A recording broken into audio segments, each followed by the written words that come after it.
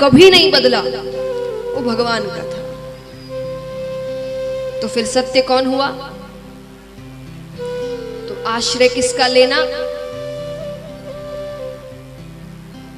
तो मतलब क्या हुआ? भगवान का आश्रय लेने का मतलब ये नहीं मैं कह रही हूं वैराग्य ले लो, संसार छोड़ दो, परिवार छोड़ दो, नहीं। मैंने क्या कहा?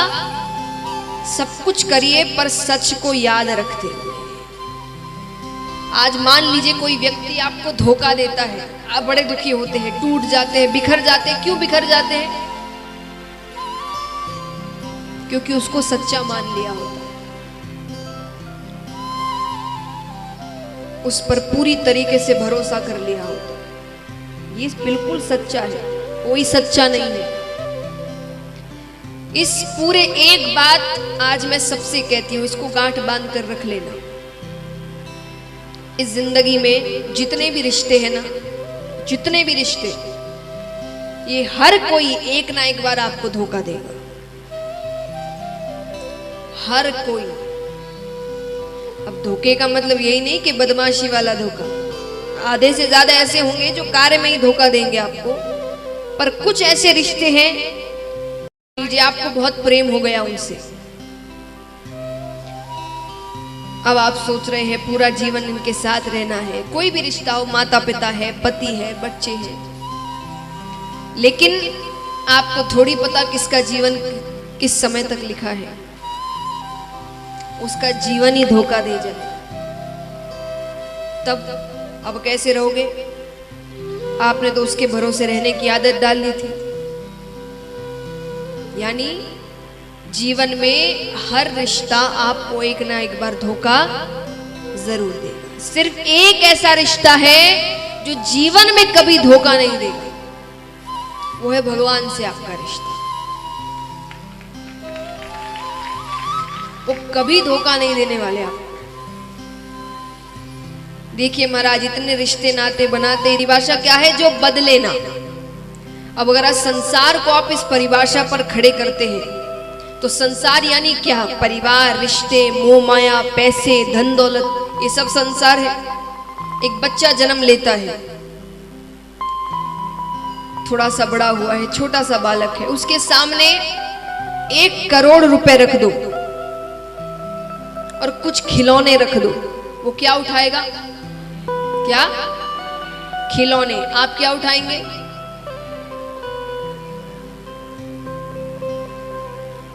एक ही जीवन में 2 बार बदल गई, बदले ना।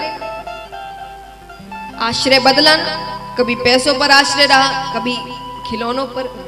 फिर बुजुर्ग हो गए, बूढ़े हो गए हैं। बूढ़े होने के बाद पता है जीवन के कुछ दिन ही बचे हैं, तब आपको कहा जाए कि इन कुछ दिनों में आपको 10 करोड़ रुपए दे सकते हैं, या ये कुछ दिन आपको आपके परिवार के साथ मिलता है। पूरा दिन, पूरे जितने दिन बचे हैं, आपका पूरा परिवार आपके साथ रहेगा। आप क्या चुनेंगे? फिर आश्रय बदल गया। लेकिन इस पूरी जिंदगी में एक ऐसा आश्रय बताइए जो नहीं बदला। एक छोटे से बालक को हम सिखाते हैं जय जय करो, तो वो हाथ जोड़ लेता है। और बुजुर्ग जब बन जाते हैं, बूढ़े हो जाते हैं, तब भी यही सोच रहे होते हैं कि अंत समय आए तो मुख में भगवान का नाम। तो उस पूरी जिंदगी में सिर्फ एक ही ऐसा आश्रय था जो कभी नहीं बदला, वो भगवान का था। तो फिर सत्य कौन हुआ? तो आश्रय किसका लेना? तो मतलब क्या हुआ? भगवान का आश्रय लेने का मतलब ये नहीं मैं कह रही हूं वैराग्य ले लो, संसार छोड़ दो, परिवार छोड़ दो, नहीं। मैंने क्या कहा? सब कुछ करिए पर सच को याद रखते हुए। आज मान लीजिए कोई व्यक्ति आपको धोखा देता है, आप बड़े दुखी होते हैं, टूट जाते हैं, बिखर जाते हैं। क्यों बिखर जाते हैं? क्योंकि उसको सच्चा मान लिया होता है,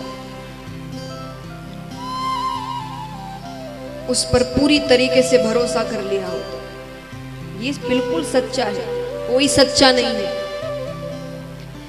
इस पूरे एक बात आज मैं सबसे कहती हूं, इसको गांठ बांध कर रख लेना। इस जिंदगी में जितने भी रिश्ते हैं ना, जितने भी रिश्ते, ये हर कोई एक ना एक बार आपको धोखा देगा, हर कोई। अब धोखे का मतलब यही नहीं कि बदमाशी वाला धोखा, आधे से ज्यादा ऐसे होंगे जो कार्य में ही धोखा देंगे आपको, पर कुछ ऐसे रिश्ते हैं जो आपको बहुत प्रेम हो गया उनसे, अब आप सोच रहे हैं पूरा जीवन इनके साथ रहना है। कोई भी रिश्ता हो, माता पिता है, पति है, बच्चे हैं, लेकिन आपको थोड़ी पता किसका जीवन किस समय तक लिखा है, उसका जीवन ही धोखा दे जाए,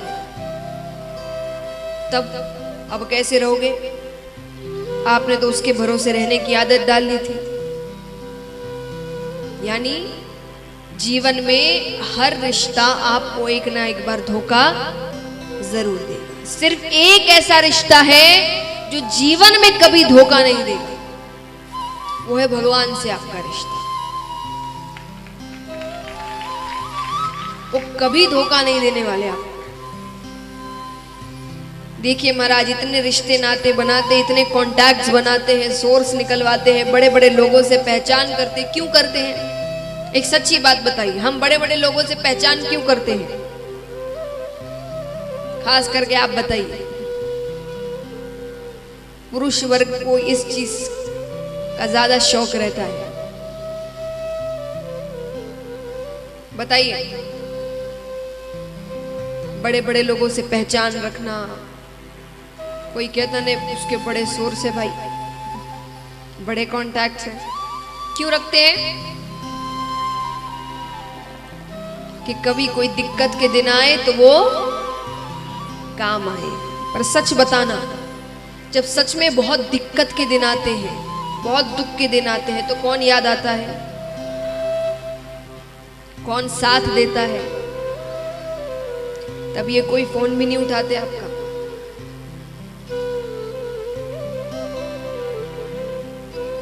जब सच में तकलीफ के दिन होते हैं, सिर्फ एक जन साथ देता है, जिसको मनाने में हम 1 घंटा भी नहीं देते, ये सोचकर कि ये क्या काम आएंगे।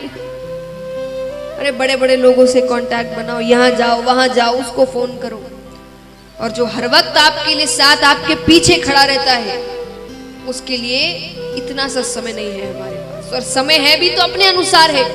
जब हमारी छुट्टी है, हमारी दुकानें बंद हैं, तब हम भगवान को समय देते हैं। शादियों में 10-10 दिन तक दुकानें बंद कर जाते हैं, तब किसी के काम में नुकसान नहीं होता। पर कथा के 7 दिनों में सब यही पूछते हैं, संडे के दिन आएंगे।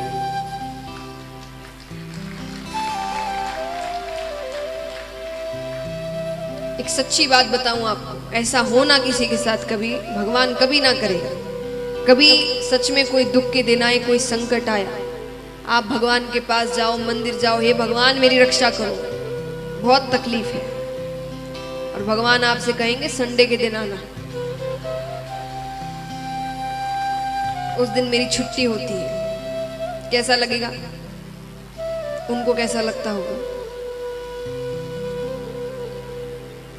कि जब संकट आते हैं तब तो ऐसे बुलाते हैं मानो मैं एक पैर पर खड़ा हूं, कि इनका काम करने ही मैंने अवतार लिया था। और जब इनका समय होता है मुझे समय देने के लिए, तब किसी के पास समय नहीं होता। तो परिवार में रहिए, संसार में रहिए, पर इस बात को याद रखते हुए रहिए, सच तो यही है। सच का आश्रय यानी भगवान का आश्रय, और भगवान का स्वरूप बताया गया आनंद। हम आनंद को बाहर खोजने की कोशिश करते, यहाँ चले जाएंगे तो बड़ा आनंद आ जाएगा, ये सुन लेंगे तो बड़ा आनंद आ जाएगा, ये देख लेंगे तो बड़ा आनंद आ जाएगा, यहाँ घूम आएंगे तो बड़ा आनंद आ जाएगा। पर वो कुछ समय के आनंद होते हैं। ऐसा क्यों है कि बड़े बड़े संतगण या ऋषिगण वो पहाड़ों में, वनों में तपस्या कर रहे हैं पर खुश हैं? वहां पे कोई परिवार नहीं, रिश्तेदार नहीं, मॉल नहीं, कुछ नहीं, पर वो कितने खुश हैं। क्यों? उन्होंने अपने अंदर के आनंद को पहचान लिया। उनको खुश रहने के लिए किसी की जरूरत नहीं है, हमें है। हम तो खुशी पर भी किसी और पर निर्भर है, और दुख पर भी किसी और पर निर्भर है। यानी हमने अपने जीवन का रिमोट कंट्रोल किसी और के हाथ में देकर रखा है। भाई जैसे चाहो वैसे खेलो। एक व्यक्ति, उसे कहीं बाहर जाना था, बहुत सुंदर तैयार होकर, खास करके मान लीजिए महिलाएं, तैयार होने में आप बड़ा शौक होता है, बहुत सुंदर सज धज कर, खूब भारी साड़ी है, महंगी साड़ी है, बाल सुंदर बनाए हैं, खूब अच्छा मेकअप किया है, कांच में अपने आप को देख रहे हैं, बड़े सुंदर, बड़ी खुशी हो रही है, आज तो बड़े सुंदर लग रहे हैं।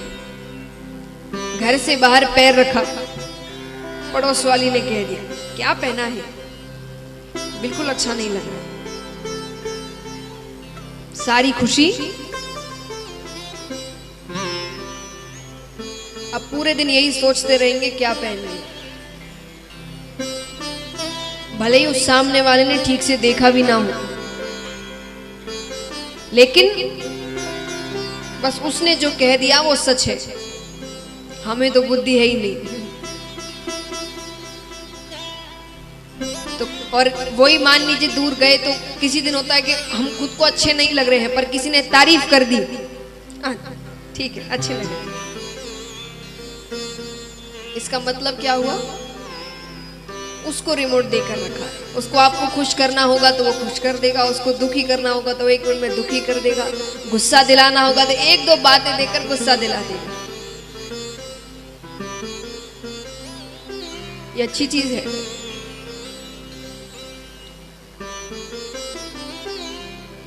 तो अपने अंदर के आनंद को पहचानिए।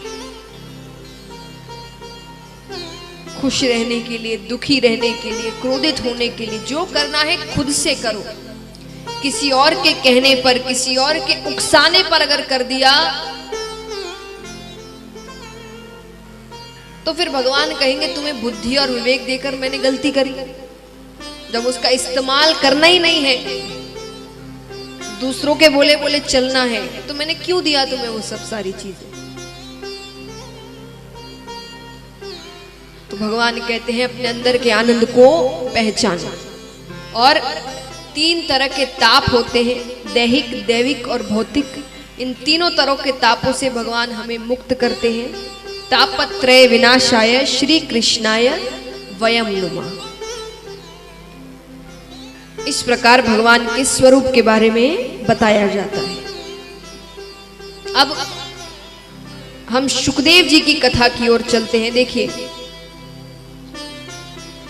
कल तक आपको कथा छोटी छोटी दूसरे लोगों के मुख से सुनने मिलेगी। कल से हम शुकदेव जी के मुख से सुनेंगे, और अभी थोड़ी थोड़ी कथा कभी कहीं से कभी कहीं से। तो अब शुकदेव जी के अवतार के बारे में सुनते हैं हम। सबसे पहले जिन्होंने यहाँ पर गुरु बनाए हैं, कितने हैं जिन्होंने गुरु बनाए हैं, हाथ उठाना। तो अपने अपने गुरुओं को याद करें। जिन्होंने नहीं बनाए वो प्रार्थना करें कि भगवान हमें शुकदेव जी जैसे गुरु दे। गुरु भी कैसे मिलते हैं ये बहुत महत्वपूर्ण रखता है। कहा जाता है गुरु बनाए पर 100 बार परख कर बनाए।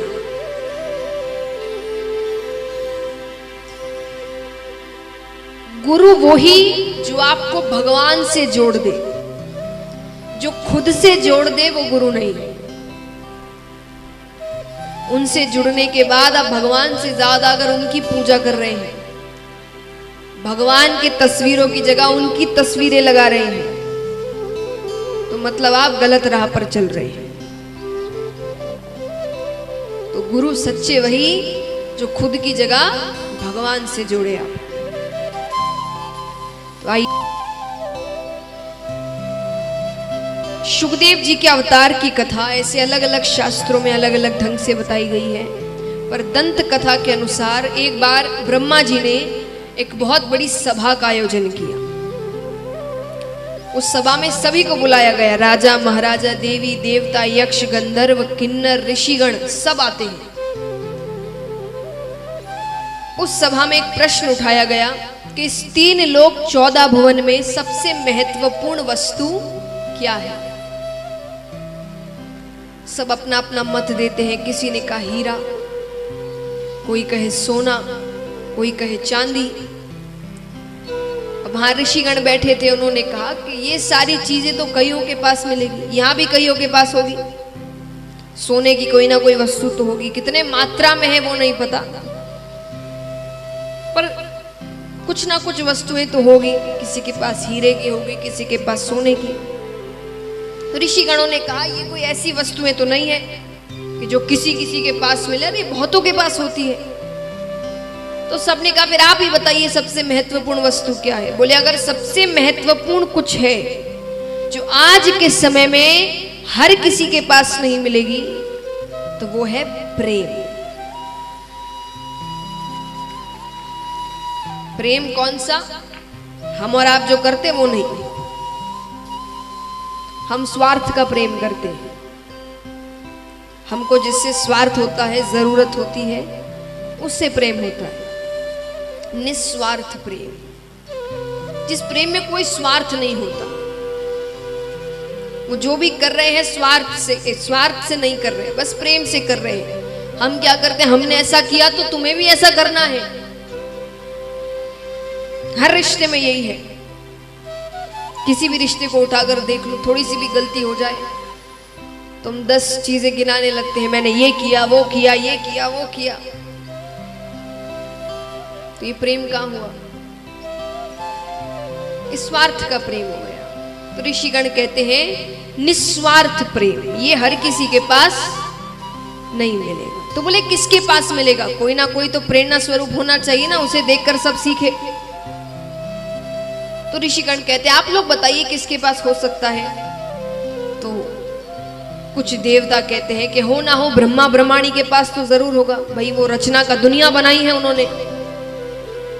बोले नहीं, ब्रह्मा जी रचना के कार्य में इतने व्यस्त होते हैं, ब्रह्माणी के लिए उनके पास समय कहाँ है, उनके पास वो प्रेम नहीं है। अब वहां नारद जी बैठे थे। नारद जी किसके भक्त हैं? विष्णु भगवान। विष्णु भगवान लक्ष्मी माता के बहुत बड़े भक्त हैं। उन्होंने कहा हो ना हो मेरे प्रभु विष्णु भगवान और लक्ष्मी माता के पास तो जरूर है। बोले नहीं, उनके पास भी नहीं है। क्यों नहीं है? अरे बोले उतना ही प्रेम होता तो भगवान समय न समय देखकर भक्तों के पीछे नहीं दौड़ते।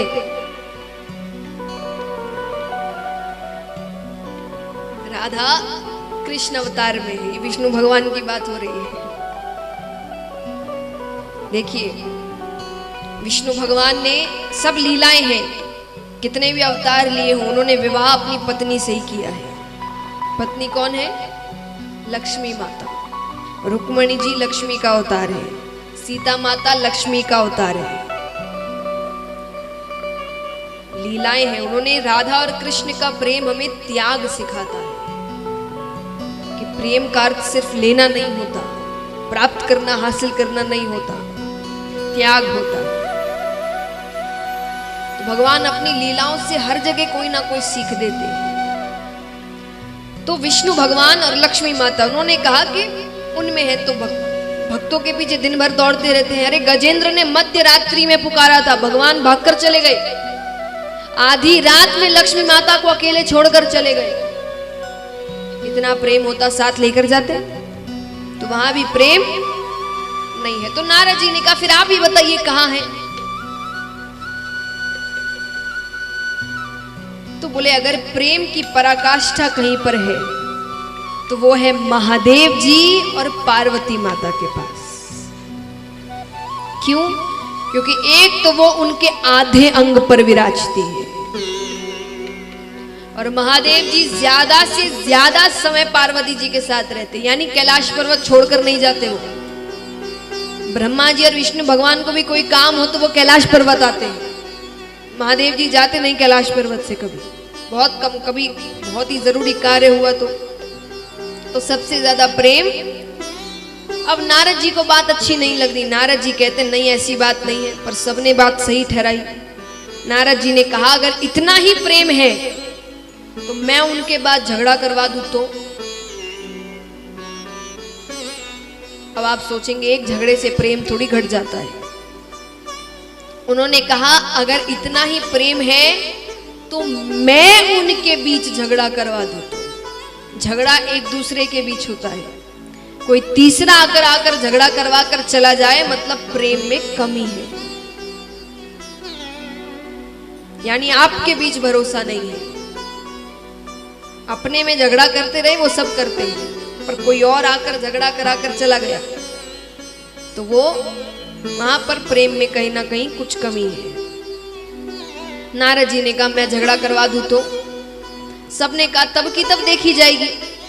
ठीक है, अब रोज नारद जी जाए कैलाश पर्वत पर, महादेव जी को साथ बैठा देखकर वापस लौट आए। एक दिन संयोगवंश महादेव जी कहीं गए हुए थे। नारद जी जाते हैं, माता अकेली है, उन्हें प्रणाम करते हैं। माता ने कहा कैसे आना हुआ? अरे बोले वो बाबा से बड़ा जरूरी कार्य था। कहाँ है वो?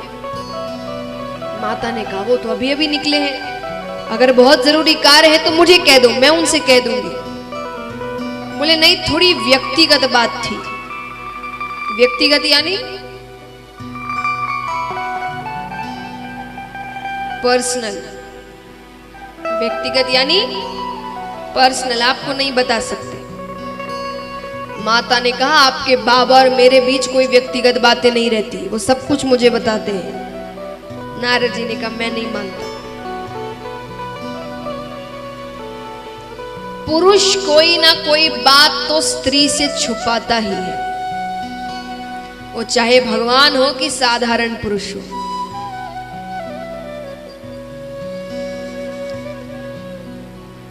देखिए, इसको कहते हैं पति पत्नी का रिश्ता। यहां एक लाइन कहेगी और वहां मुंह तुरंत चेहरा पीछे घुमा।